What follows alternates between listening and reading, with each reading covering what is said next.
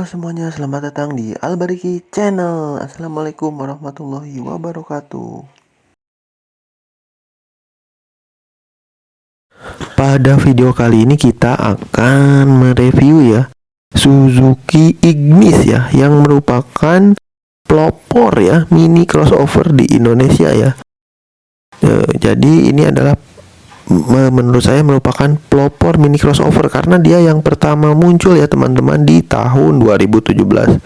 Sebelum mini crossover lain menyerang ya, seperti Toyota Race, Nissan Magnite ataupun Kia Sonet ada. Nah, ini adalah pelopor mini crossover dan ini adalah tipe GL manual transmission ya, yang mana harganya itu menarik ya teman-teman, karena masih di angka harga 170 jutaan, dimana untuk saingan-saingannya ya begitu mini crossover lainnya itu harganya untuk tipe terendah sekalipun ya masih di angka 200 jutaan ya. Jadi lumayan beda ya, selisihnya lumayan jauh, sekitar 30 juta ya.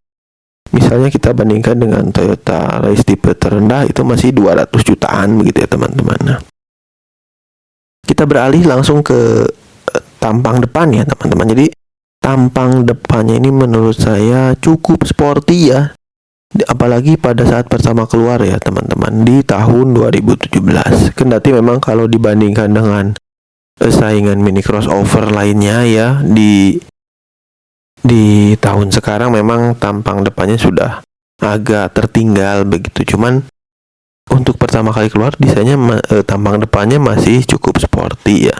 Hanya di tipe GL ini minus fog lamp dan DRL ya teman-teman. Beralih ke samping ya, ini menggunakan velg hitam seperti ini ya, dengan ukuran ban 15 inci dan ground clearance-nya cukup tinggi ya. Sama dengan Suzuki R3 ya, ini 180 mm. Untuk bagian belakangnya sendiri ya masih cukup baik ini ya, ini teman-teman menggunakan tidak dihapus wipernya ya, jadi wipernya tetap tertempel gitu ya, tidak dikurangi. Jadi di belakangnya masih ada wiper ditambah bentuk mata kucing yang sekarang berubah jadi pipi, dilengkapi juga dengan aksen silver ya di bempernya. Cuman memang tampang belakang ini bukan selera semua orang ya, jadi ada yang suka, ada yang benci. Jadi bukan selera semua orang tampang belakangnya ini. Lalu beralih, untuk tampang belakangnya ini semua masih memakai bohlam biasa ya teman-teman. Lalu beralih ke interior ya, dashboardnya seperti ini ya teman-teman. Jadi layoutnya ini menurut saya masih cukup sporty dan futuristis lah, apalagi pada saat pertama melihatnya di tahun 2017 ya teman-teman. Cuman masalahnya berbeda dengan Ignis tipe GX ya. Jadi ini yang berbeda adalah pengaturan AC-nya ya. Jadi masih analog lah dengan knop putar ya, atau cetrekan kompor begitu teman-teman. Cuman walaupun seperti itu, bagusnya ya pengaturan AC-nya cukup lengkap ya teman.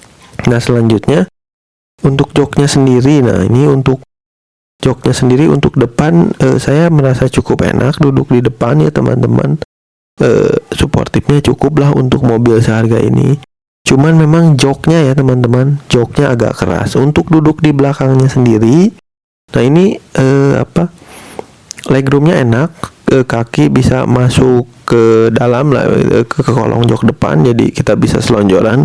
Cuman masalahnya sandaran punggungnya menurut saya agak terlalu tegak begitu ya teman-teman. Jadi kurang nyaman itu sandaran punggungnya. Untuk headroom sih cukup saja ya teman-teman. Nah, dan dan jok belakang ini cenderung ya seperti Suzuki lainnya ya, cenderung agak rata ya. Tapi kalau jok depannya no komplain lah, kecuali busanya yang agak keras itu ya teman-teman. Nah, beralih lagi ke door trim ya. Door trimnya seperti ini, cukup fungsional ya teman-teman, mengingat ini dapat dilengkapi dengan 4 buah cup holder ya di masing-masing pintu. Jadi ada cup holdernya, cukup fungsional dan desainnya juga cukup bagus sih menurut saya teman-teman. Nah, beralih ke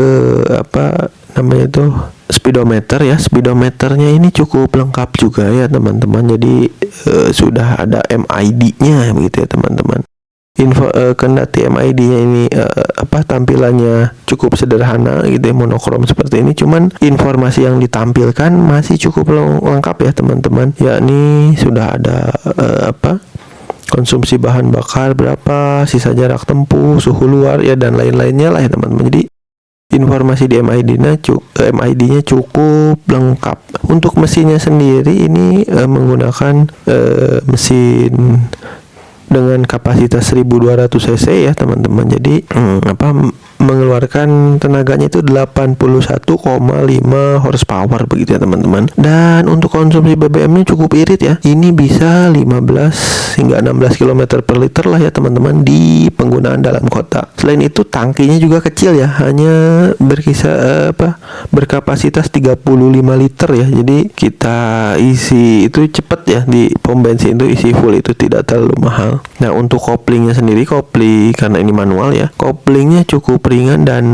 presisi ya, tidak seperti Suzuki dulu yang terlalu kaku begitu. Ini koplingnya enak ya, jadi cukup ringan dan juga presisi begitu ya teman-teman. Nah, sekian ya review mengenai Ignis ya, sang pelopor mini crossover di Indonesia ya teman-teman.